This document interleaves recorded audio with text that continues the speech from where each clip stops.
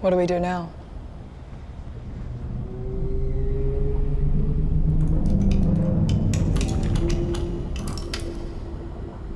Now we rule.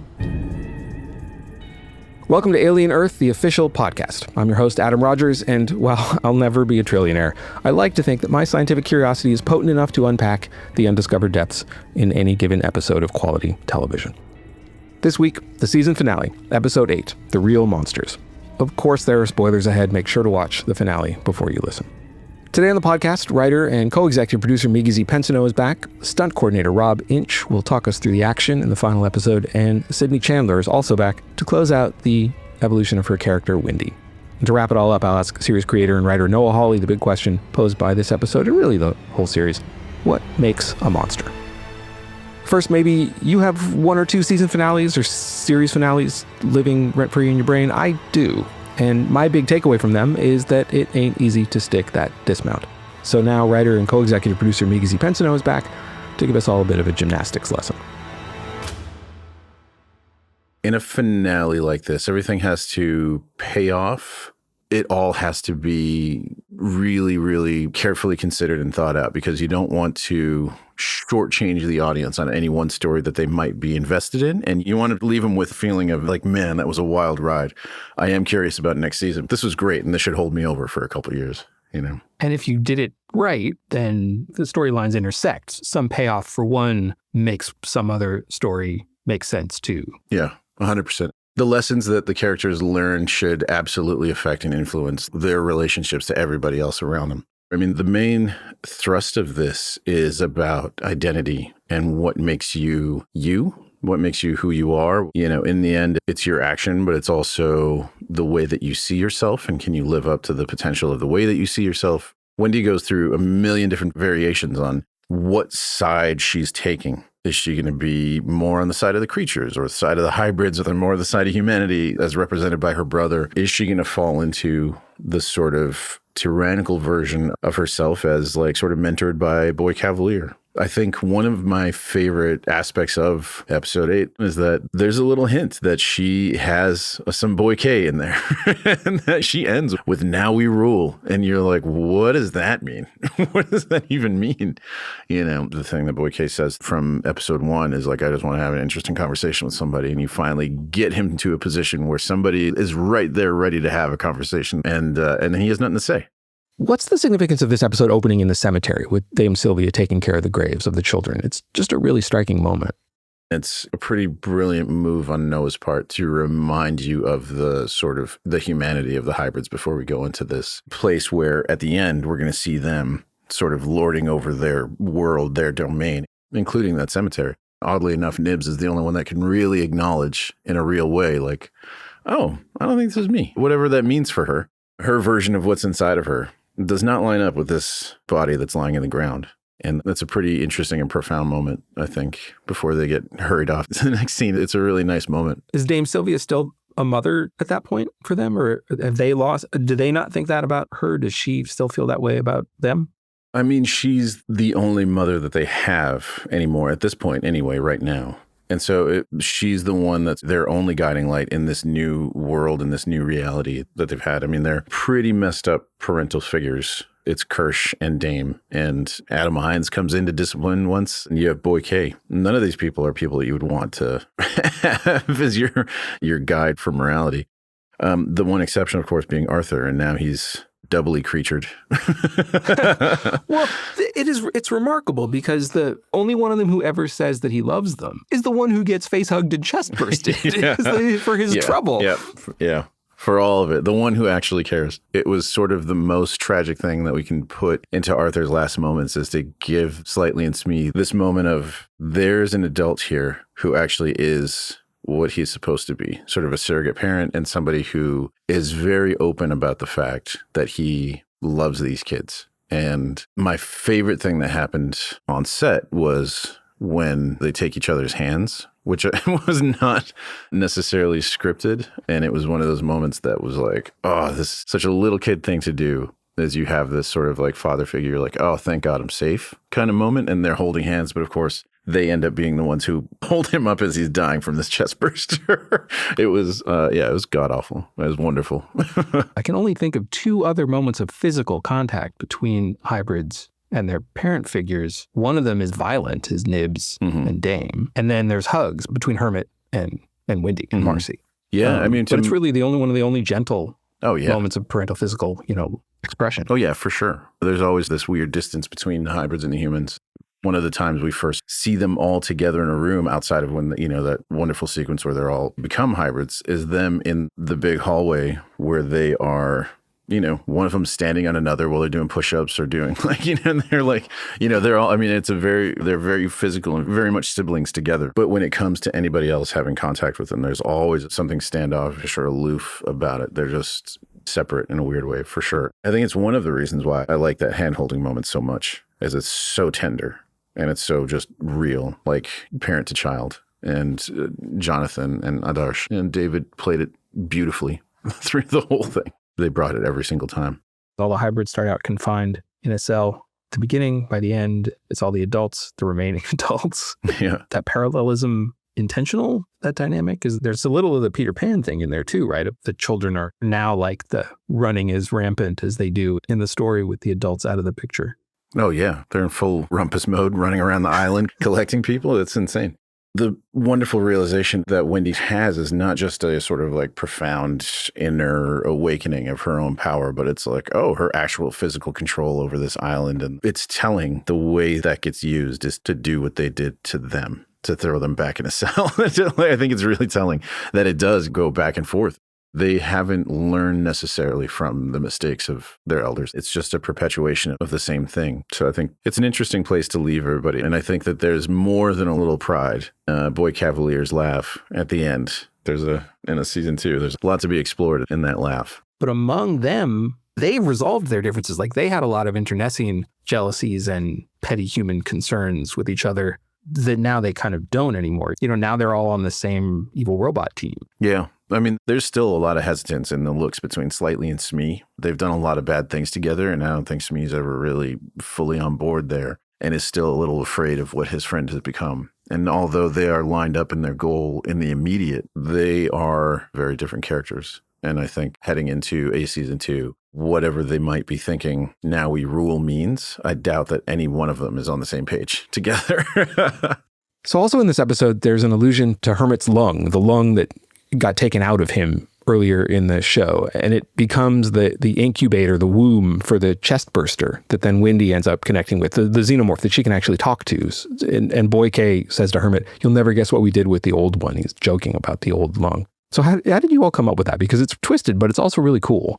I will never forget. This is one of those moments. It was late night Bangkok time, I think, one of those sort of middle of the night writing sessions. And we're talking about where that Xeno in particular is going to come from. And we're talking about episode, 3 or 4 here. And we're like, well, now we're in this experimental stage where the facehuggers are sort of controlled by Prodigy. Are they just going to throw somebody into that egg crate? I don't think that sounds devious enough. Like, how would they do? What's the darkest sort of version of this? It seriously came from a smile that I've now seen on Noah's face several times, where he gets this sort of like, I don't even know what to call it. It's not evil, but it is pleased at some dark stuff. And he's like, we have that lung.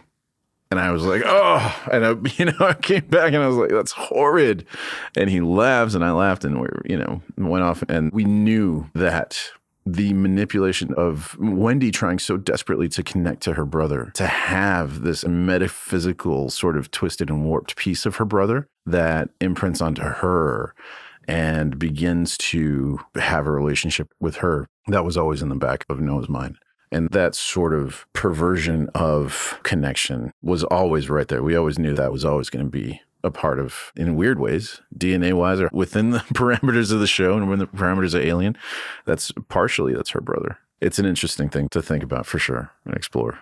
I want to talk about Arthur at the end again, because he has this tragic thing and sort of literally and metaphorically heartbreaking. But then you get the after credits sequence of the team up no one asked for. Yeah. So presumably if there's a season 2, we get Image Zombie David. Is that the return? He gets to do that? Is that the he's going to be it's going to be in a human body now. Can it talk? And if it does, what does it even have to say? Is there anything like, what does it want? I have just as many questions as anybody else watching right now, but here's what I do know is that David is a phenomenal human being and actor. And the more we get to see him, even if it's just lumbering around going brains, I'm a happy guy.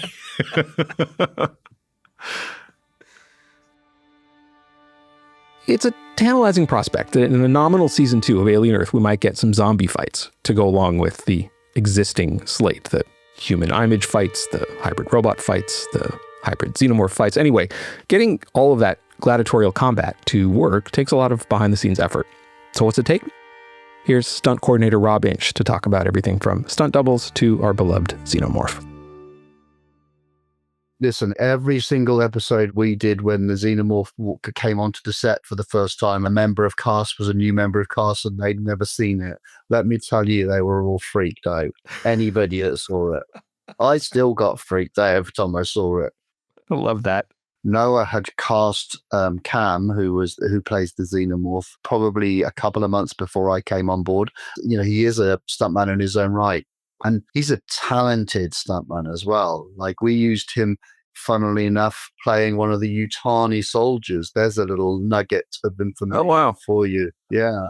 It's very difficult doing stunts in general when we're doing dangerous things. But then when you add the complexity of his costume, there's a lot to figure out. You know, vision for one thing, making sure he's not overheating because it's super, super hot suit. And then our goal was always to make it feel real, still try to keep us in line with how it moved before and what we wanted it to look like. That's really cool to try to figure out. Give me a specific there. Like, what's a piece of direction that you give somebody in the suit to say, okay, you did it this one way, do it this other way to make it more xenomorphic? It's very subtle nuances, and everybody saw different things in it all the time. So I would be looking at it from a physical, more kind of stunty, athletic way. They were looking at it through a more of a sort of balletic kind of feel to it. So I actually think there became a good balance to it. Like, if you see him jumping or moving fast, that was us moving him on a wire. We were always trying to figure out how we move it faster, how we can slam it around a corner so that you see a little bit, but you don't see a lot. But ultimately, a lot of that came from like having Cam, having the head, having the suit, and sort of just playing around and figuring what it could do. On the other side of the xenomorph are the rest of the characters. How much of what they're doing, how much of that action is the actors themselves? How much is stunt doubles? What's your approach there? When you look at all the episodes, actually, there would always be 50% of them doing it and 50% of the stunt person doing it. That's the truth. You know, there's no point in us doing this kind of crazy stairwell sequence where we first discover the alien and it's chasing Alex and that, and we can't really put Alex in that situation. We really used him, you know? Wow. Same with Sydney. Those moments, they were really embedded in them. They've got to be doing that, but also expressing like whatever terror at being chased by an alien or panic at having to rescue somebody or something like they've got to do that while they're acting. That's the tricky bit. Ultimately, they go, I don't fight as good as the stunt double, but act like you do, and we're going to believe it because they're all great actors. So if they buy into that moment themselves, it becomes more real. For sure, it does. You can see it in them. We had prep with them for the best part of 2 months. I have my own kind of workshop stage set out in Bangkok. How I go about it is I kind of strip the script back. I'll build like cardboard box versions of the sets that we're going to work on. And then we would go in there and we'd rehearse it in there. We would really strip it back and get them involved early. A lot of those sequences, like the stairwell and things like that, had a huge amount of rigging going on in there. So we would be going in there and pre-rigging, and then we would then aim to have the actors the week or 2 weeks before, depending on their schedules, and try and get them on there so they already know the environment. So rigging, you're talking about like a harness, like the wire that's keeping them safe. The wire that's keeping them top, safe or whatever, So like the stairwell, which was set in this kind of broken down block of flats, as it were. It's a massive set. It's quite scary when you're sort of standing in that void. Get them used to that sort of moment, so that when they first walk onto that set, they're not like, oh, this is pretty spooky. But it goes back to, like I said, it helps them. Like if we're standing over a great big void and they're in this big scene where they just slipped on the edge or whatever, and there's a real edge there and there's a real element of, yes, they're on a wire, but there's an element of danger. I think that gives them the realism in that acting moment. There are a couple of sequences early in the show that I just really love. There's the stairwell sequence, the fancy dress Louis XIV party that goes awry in episode 2, and then there's the kind of fight in the freezer shipping container in episode 3. Can you just talk about making each of those happen? All of those things were done practically. The Lordship's set, there was a glass balcony. We jumped it off. We put him and smashed on a table. There's a big fight sequence. It was all there. And then we go out into the freezer container. And for that flipping moment, we really flipped a container. We padded out a container in there. We put some stunt performers in there and we ratcheted it over. And then we put the actors in there and we were doing a different version with them, but with a 360 camera move. So they really kind of felt it all. And then I guess towards the end where we changed the environment and we're outside in the jungle, seeing the alien in that sort of natural habitat felt like bizarre to me because it was right. We'd never seen it like that.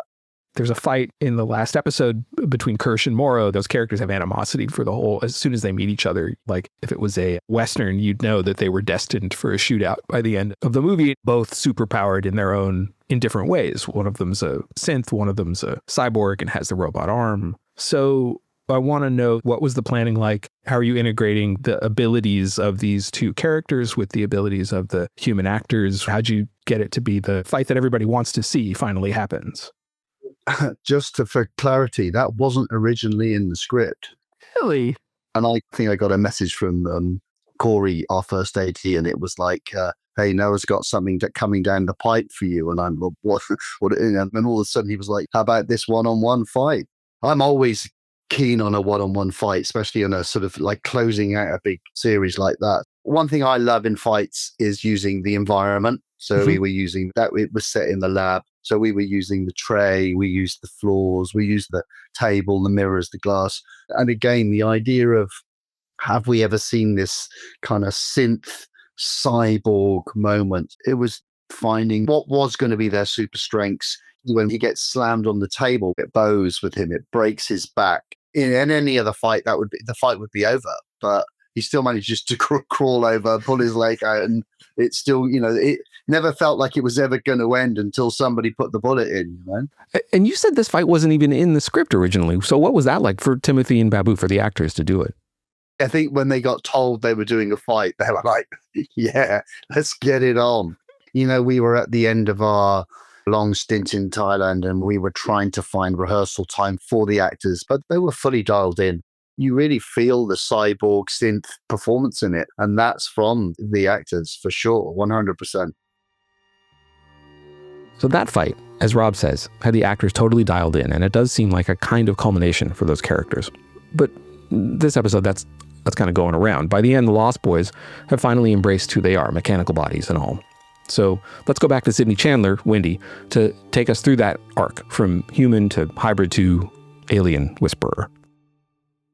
The whole arc starts with a kid who's dying and is given this opportunity of a lifetime to survive and live forever and to be special. And so she starts with an incredible amount of hope and innocence, and she gets to live. And these people want to offer her an incredible opportunity, and she's insanely excited to do so. And as we move forward, the cracks begin to show. And trust becomes a very prominent thing. That trust is broken. And with that, the aliens become a massive character for her, because I think on a subconscious and a bit on a conscious level, she relates to them. They are creatures that were just trying to survive and were taken to a completely new alien space and experimented on. And that's her. She's become an experiment and does not believe she should be, just as she doesn't believe the aliens should be. And they see something in her, and she sees something in them. So when we get to the end, I think one of the more beautiful things is, in a show, you typically see a character, the protagonist rise up to the top and grasp onto her humanity, and here we go. And that's not really the case. She starts as a nice warm fire, and then she kind of ends on ice. She's not trying to please anyone. She's not lying to anyone. And she has an insane amount of power in her stillness and in her acceptance of this body, acceptance that she, as Marcy's dead. Marcy is bones in the ground. Who are we now? Right. And so she's literally alienated. Like she sees that she's... Yeah. And she's one of a kind. Even against the Lost Boys, she is the first. She has different mechanics to be able to hear and communicate on a different level. So that's fascinating to me, to be able to play of like, what does it feel like when the being you relate to the most is literally an alien? At the beginning of the episode, she describes seeing the graveyard to the other Lost Boys, seeing where their human bodies are buried. Yeah. And they talk about becoming ghosts. Yeah. Way back at the beginning of all this, you were talking about the mind-body duality that Wendy was grappling with right after her transition into the new body. Yeah. The idea of that ghost, of the soul being separate from the flesh, is this classic problem in the theory of mind, right? It's like, where does it manifest? Or are we just meat machines? Yeah. I think for Wendy, it's like when she woke up, the body and the mind are these two magnets that you can press together, but you can't get them to fully touch. And there's that void in between. And she's trying to figure out how to fill that void, that space. And what I think she comes to realize is that space, that dissonance is Marcy. And when she sees the graveyard, I think that is a moment where it clicks for her, Marcy's dead. And that's when the magnets, if you will, come together. It all becomes one, and it is a new thing. And it is an old thing. And it's just her. She accepts it. It's like accepting your truth, accepting your identity. And she's not going to let anyone else tell her what or who she is. That was a massive shift for her. You're describing a maturation process, right? But this is like a new thing maturing. This is the machine. This is the hybrid maturing into something new. Yeah, it's something Noah and I have talked about, because this character goes from human to more machine-like towards the end. And how long can that last? Your body's in the ground and you're looking at it. That's complicated. If we get to move forward, it will be exploring where that humanity is and how that humanity starts to leak out again. As an acting matter, your physicality changes in the episode. And I think it's true of all the actors playing the Lost Boys. Yeah.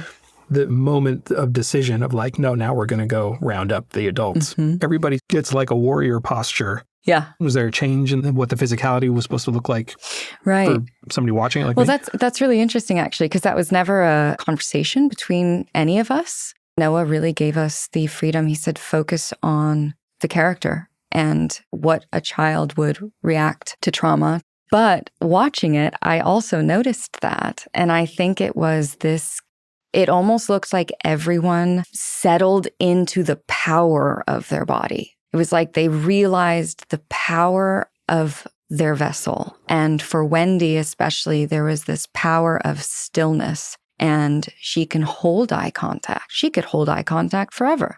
She could stand perfectly still forever and stand her ground in that way. And so there's a really, really cool power in that. I saw everyone with the childlike mannerisms of, the hunched shoulders or being closed off that kind of dissipated once they realized, you think of ghosts and you never think the ghost is scared, the person's scared. And so when you realize, okay, I'm the ghost, I get to go haunt, your fear goes away. It's kind of a beautiful and terrifying shift of perspective because these kids are quite powerful now. At almost the last moment of the show, we get more resolution of the Peter Pan theme that's present throughout the episodes. Curly asks to be called Jane, which Wendy's explained is the name of Wendy's daughter that Peter Pan kidnaps in the story. And so there's all this resonance with themes of motherhood and family that are famously really strong in the Alien movies, too. How does all that come together at the end of episode 8? Well, it makes me think back to the original films where it's so beautiful because Sigourney is able to create the strongest character in film, in my opinion, and gives strength to the feeling of motherhood and what that means. And it's the nurture and care for others. It's that community, that selflessness to take care of others, to check in with others, to be able to read and be able to put yourself in danger for them. Wendy is able to feel for all of these other kids and to see their situations, and she doesn't block that out. And so I think that is the strength and that is the nurturing, is to be able to share a sense of self-empowerment. And that feels safe. And they're doing it together. So Wendy's not alone anymore. You know, she's connected into that group again. And that feels really good. We have to talk about this moment. Wendy finally gives Boy K the one interesting conversation he's been wanting this whole time. Wendy has the killer line, "Now we rule." And then we get this mad scientist cackle from Boy K. We kind of go out on this note that feels like maybe the power and autonomy might not be so great, or self-empowering, I guess, for the hybrids after all. What do you make of that moment? With Wendy, I think one of her strongest suits is her black and white thinking and her ability to follow her gut. And I also think that when we get to the end, that could be potentially a massive weakness or danger. Take, for example, her brother. He's fallen into the gray area because he shot one of her own, but she loves him.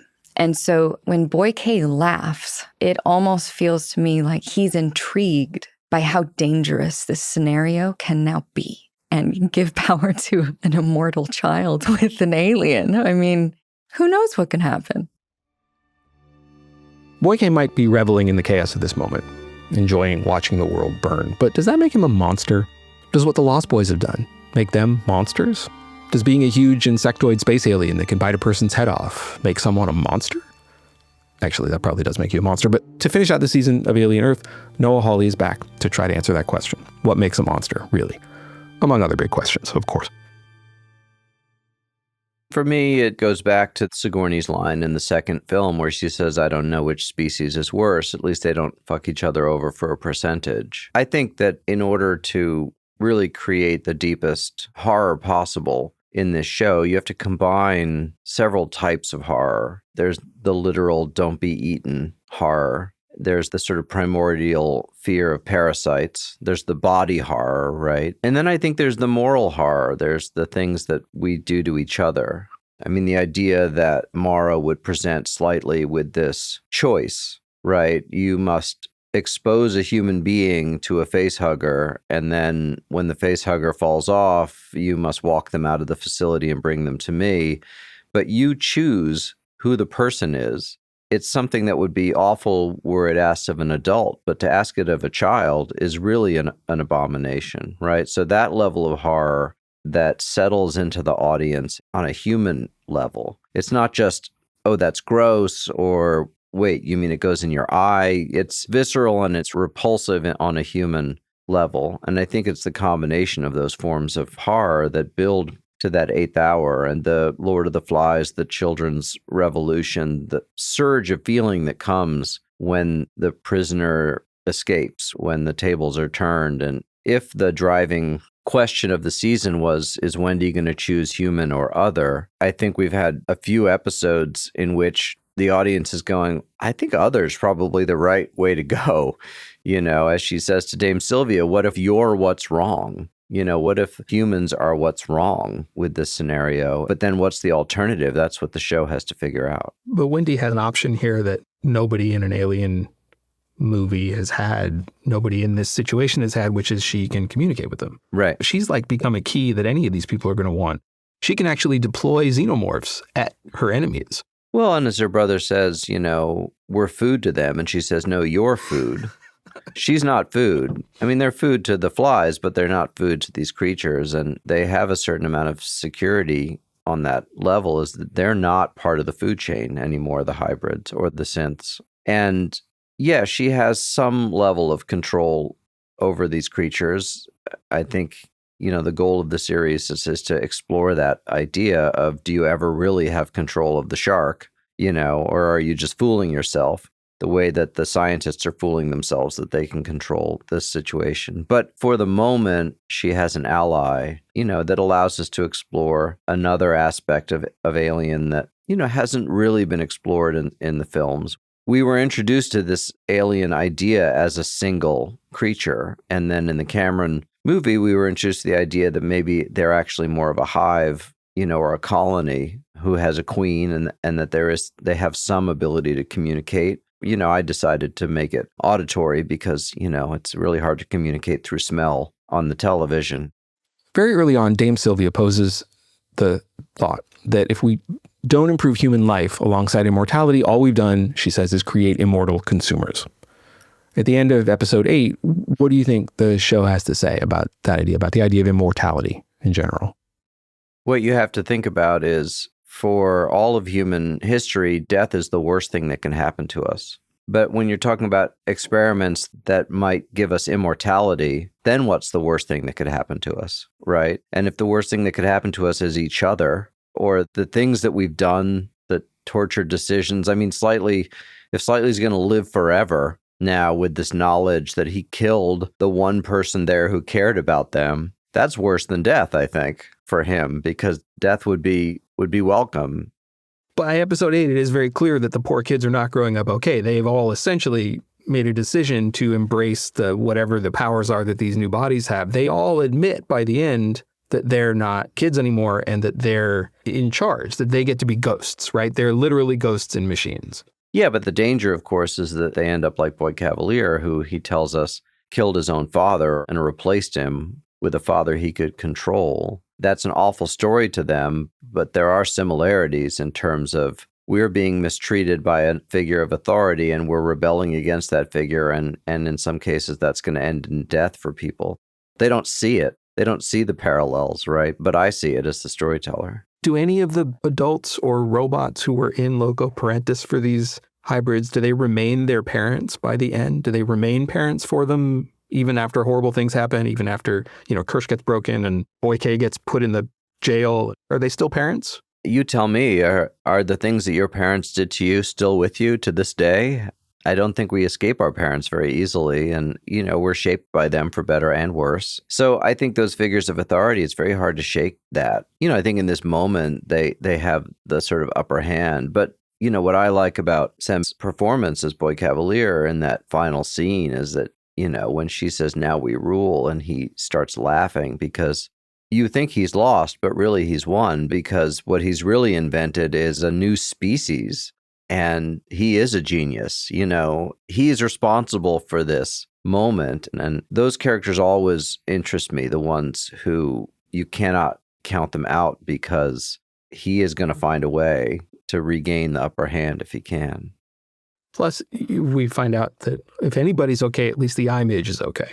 Well, we have not seen the last of that. And what excites me is the fact that you have a show called Alien Earth, and you still can't tell which species is going to dominate at the end of the first season. You go into it thinking, of course, it's a show about xenomorphs taking over the Earth, but that's not necessarily the hierarchy that's going to emerge. And I wouldn't count out, even though we haven't seen as much of these other creatures, I think they all, either in concert or singularly, have the potential to ruin our lives. I would like to say about the fact that it ends on something of a cliffhanger, I guess all I can think to say is, no, bro, what are you doing to people? Well, I'm trying to get a second season. I mean, if I wrapped it up too cleanly, it's pretty easy to say, well, that was great miniseries. And, at a certain point, season 1 is the runway that you're using to launch the show. And I had to have faith that FX and Disney are invested in this franchise and that we will come back and finish the story for people over multiple seasons. That's all for this season of Alien Earth, the official podcast. Thanks for coming on the trip with us. I had a blast. I hope you did too. Be sure to rate, review, and follow Alien Earth, the official podcast, wherever you get your podcasts. I'm Adam Rogers. Thank you for joining us.